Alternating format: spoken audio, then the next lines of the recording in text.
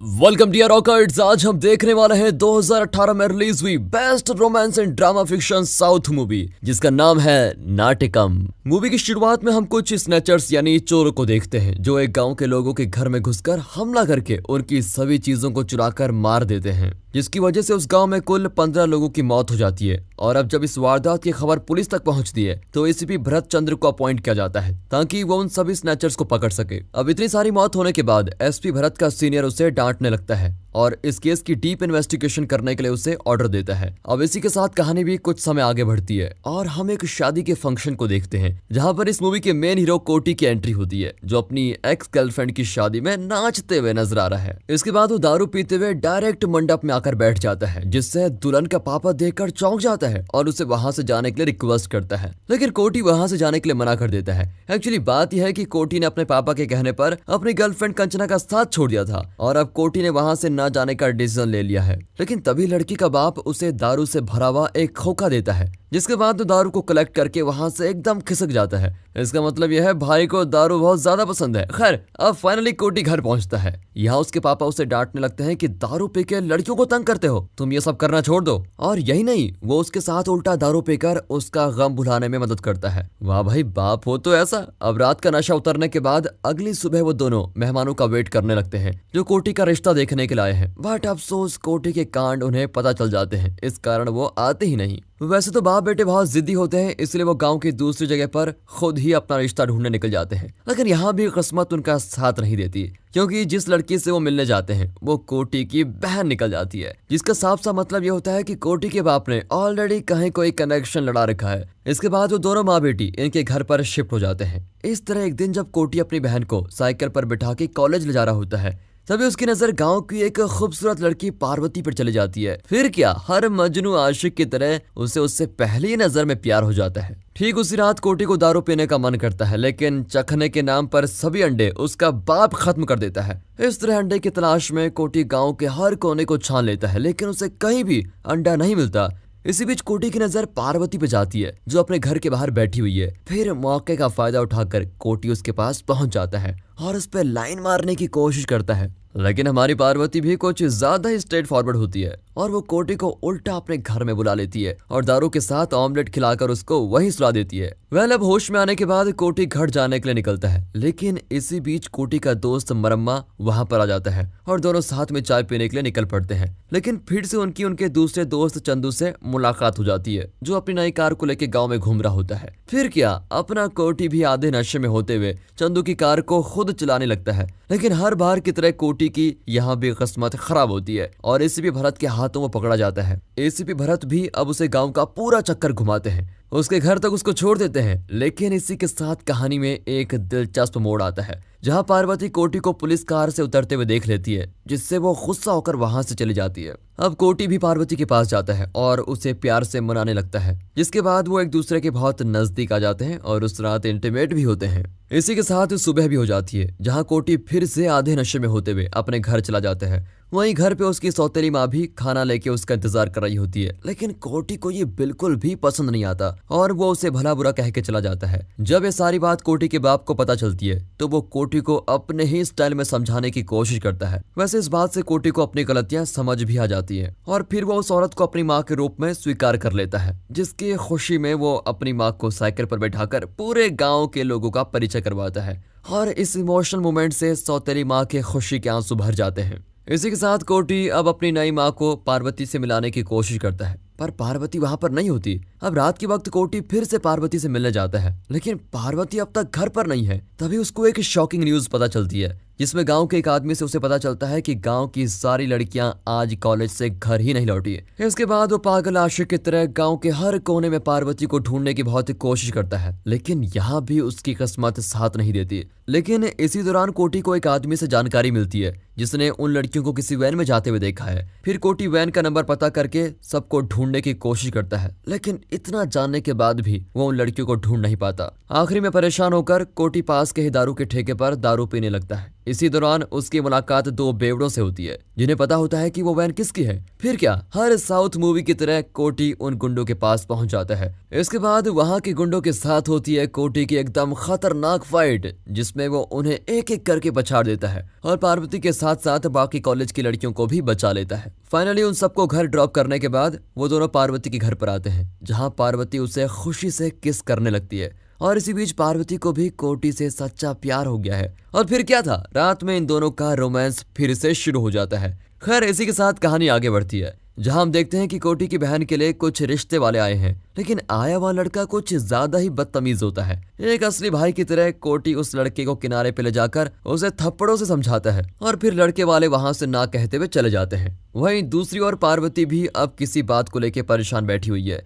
फिर कोटी उसके पास जाता है और उसके उदास होने का कारण पूछता है। पार्वती भी उसे रोते हुए अपनी माँ के बारे में बताती है, जिसे उसने बचपन में ही खो दिया, लेकिन फिर भी वो पार्वती को हिम्मत देते हुए चला जाता है। इसी के साथ हम गांव में चलते हुए एक बच्ची को देखते हैं, जो कोटी को बीच रास्ते में रोकते हुए बताती है कि उसकी माँ को किसी जहरीले सांप ने काट लिया है। इतना सुनते ही कोटी उस माँ को बचाने के लिए दौड़ पड़ता है, लेकिन कहीं भी गाड़ी का जुगाड़ न होने की वजह से वो आखिर में चंदू के पास आता है और उससे उसकी कार मांगने लगता है। लेकिन चंदू भी इस झमेले में ना पड़ते हुए कोटी को मना कर देता है। आखिर में कोई रास्ता न मिलने पर कोटी एक ट्रैक्टर का जुगाड़ करके उस माँ को निजी अस्पताल लेके जाता है, लेकिन दुर्भाग्यवश उस माँ के अस्पताल में पहुंचने से पहले ही मौत हो जाती है। ये वही पल था जब कोटी गुस्से में चंदू के घर जाकर उसे मारने लगता है और कहता है कि तेरी लापरवाही की वजह से आज उस औरत की जान चली गई। इसके बाद वो अपने दोस्त चंदू की कार को ही एम्बुलेंस बनाकर पूरे गांव में ले आता है और तब से सारे लोगों की जान बचाने के लिए चंदू को उस एम्बुलेंस के साथ काम पर लगा देता है। वैसे तो चंदू इस बात को लेकर शुरू में इसके खिलाफ था, लेकिन आखिर में वो मान जाता है। इस हादसे से कोटी पार्वती के दर्द को समझ लेता है और उसे एहसास होता है कि छोटी उम्र में अपनी माँ को खोकर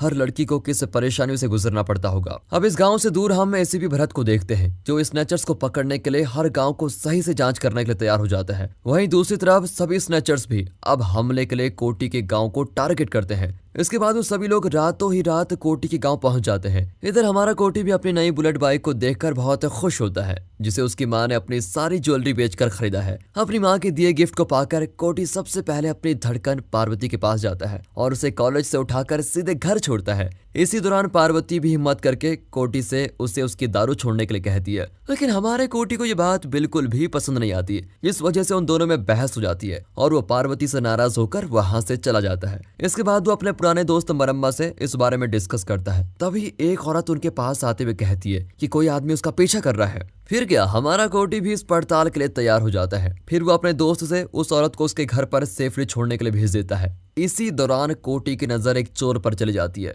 और वो उसका पीछा करने लगता है, लेकिन वो चोर भी कोटी की नजर से जल्दी गायब हो जाता है, जिसके डर से वो चोर भी अब बचते बचते भागते हुए अपने साथियों के पास पहुंचता है, लेकिन उसके साथ वाले ही उसे मार देते हैं ताकि वो पकड़े न जाए। इसी के साथ वो सभी चोर भी अपना अगला कदम उठाने लगते हैं और अगली सुबह पूरे गांव में सरकारी नौकर का वेश बनाकर सभी घरों की जांच पड़ताल करने लगते हैं, जिसकी वजह से उन्हें पता चल जाता है कि किस घर में कितना सोना और कितना पैसा है। वहीं दूसरी तरफ पार्वती भी अब बहुत परेशान होने लगी है, क्योंकि कोटी उससे मिलने अभी तक आया नहीं है।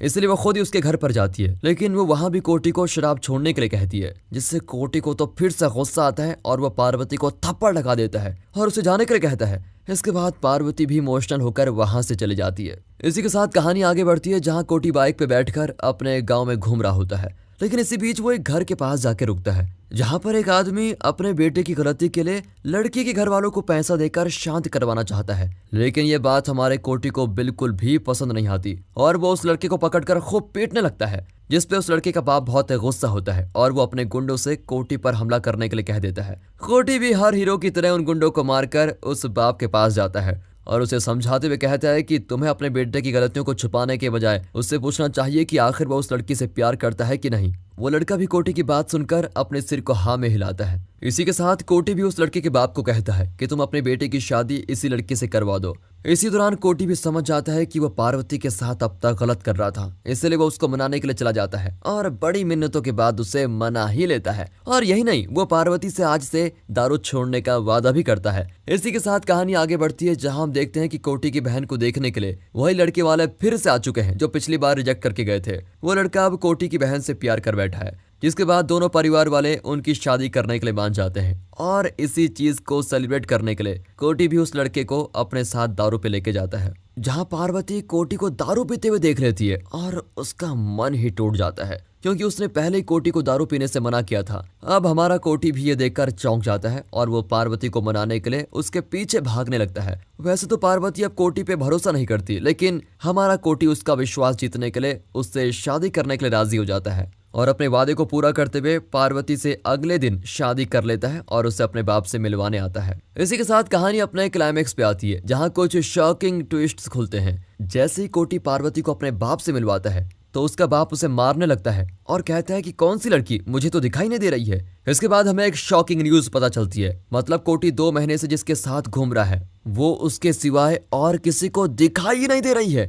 ये सुनकर कोटी को किसी पर विश्वास ही नहीं होता और वो पागलों की तरह इधर उधर पूछने लगता है। और जब वो अपने दोस्त मरम्मा से इस बारे में पूछता है तो उसका दोस्त कहता है कि अरे तू तो 2 महीने से अकेले ही घूम रहा है और मैं किसी पार्वती को नहीं जानता। इसके बाद हमें वो सीन दिखाए जाते हैं जहाँ कोटी पार्वती को अपने साथ समझकर उसके साथ वक्त बिता रहा था, लेकिन अफसोस वो किसी को दिखाई नहीं दे रही थी। इसके बाद कोटी पार्वती के घर पर जाता है, लेकिन पार्वती के घर का A to Z नक्शा चेंज हो चुका है, जिसके बाद उसे एहसास होता है कि अब तक गांव वाले और घर वाले जो बोल रहे थे वो सच था। पार्वती के न मिलने का बहुत बड़ा सदमा कोटी को लगता है और वो बहुत निराश हो जाता है। अब टेंशन की वजह से कोटी एक सुनसान जगह पे दारू पीने के लिए बैठता है, तभी उसे फिर से पार्वती दिखाई देती है, लेकिन ये पार्वती नहीं बल्कि उसका भूत होता है। यह देखकर कोटी भी डर जाता है। इसके बाद वो उससे पूछता है कि आखिर तुम मुझे क्यों दिखाई दे रही हो। पार्वती का भूत एक बड़े राज से पर्दा उठाते हुए कहती है, कुछ महीने पहले मेरे पापा ने मेरा रिश्ता तय किया था। जिस लड़के से मेरी शादी होने वाली थी वो लड़के तुम थे,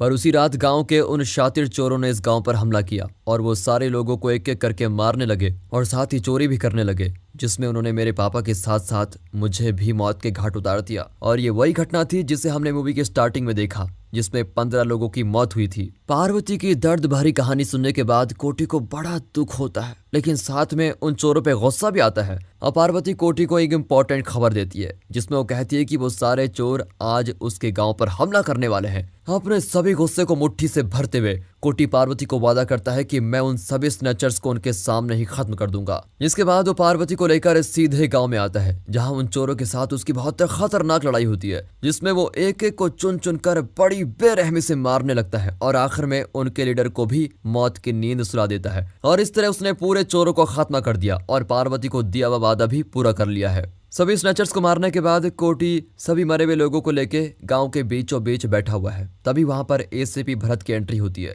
जो कोटी को उसके जुर्म के लिए अपने साथ जेल में लेके जाता है। वहां जेल में होते हुए भी उसको पार्वती दिखाई देती है, जिसको देख सभी पुलिस वाले उसको पागल समझने लगते हैं। खैर अब कोटी को कोर्ट में ले जाया जाता है, जहां कोटी अपने आप को बेगुनाह बताते हुए कहता है कि मैंने किसी मासूम की जान न लेकर कातिलों की जान ली है, जिन्होंने पहले ही बहुत सारे मासूम लोगों की जान ले रखी है। वैसे भी कोर्ट को सबूत चाहिए होता है, इसलिए कोटी पार्वती की मदद से सभी गुनहगारों के बारे में बताता है कि उन्होंने कैसे और किस तरह मासूम लोगों की जान ली थी। इसी के साथ कोटी की सभी बातें सही साबित हो जाती है और जज भी ये देखकर हैरान हो जाता है। लेकिन कहानी में ट्विस्ट खत्म नहीं हुआ है और तभी हमारा कोटी जज को एक शॉकिंग चीज बताते हुए कहता है कि उन 15 चोरों का लीडर अब तक मरा नहीं है और वो और कोई नहीं बल्कि एसीपी भरत है, जो उन सभी चोरों के साथ मिला हुआ था। और जितने भी गांव पर अटैक हुए हैं उन सभी में एसीपी का ही हाथ है। इसके बाद तुरंत कोटी एक ऑफिसर की गन छीनकर एसीपी भरत को दे दनादन शूट कर देता है और उसको मारकर इन चोरों की टोली का किस्सा ही खत्म कर देता है। इसके बाद कोटी को एसपी की हत्या के जुर्म में 7 साल की सजा होती है। अब सजा काटने के बाद कोटी डायरेक्ट पार्वती से मिलने उसके घर पर आता है, जहां वो उसका वहीं बैठकर इंतजार कर रही होती है। अब अगले दिन हम कोटी को उसके पापा के साथ देखते हैं, जो बैठकर खाना खा रहा है। तभी वो अपने पापा से कहता है कि पार्वती को भी खाना खिला, वो मेरे ही बगल में बैठी हुई है। ये देखकर उसके पापा फिर से चौंक जाते हैं, क्योंकि पार्वती का नशा अब तक कोटी के दिमाग से उतरा नहीं, इसलिए उसे हर जगह वही नजर आती है। इसके बाद वो इसी तरह खुद को पार्वती के हवाले करके अपनी लाइफ को एंजॉय करता है और इसी तरह के मेमोरेबल सीन के साथ मूवी का होता है दी एंड। बाकी दोस्तों वीडियो अच्छी लगी हो, सस्पेंस अच्छा लगा हो, लाइक कीजिए, चैनल को सब्सक्राइब। मिलते हैं अगली वीडियो में, तब तक के लिए गुड बाय, अपना ख्याल रखिए and finally thanks for watching.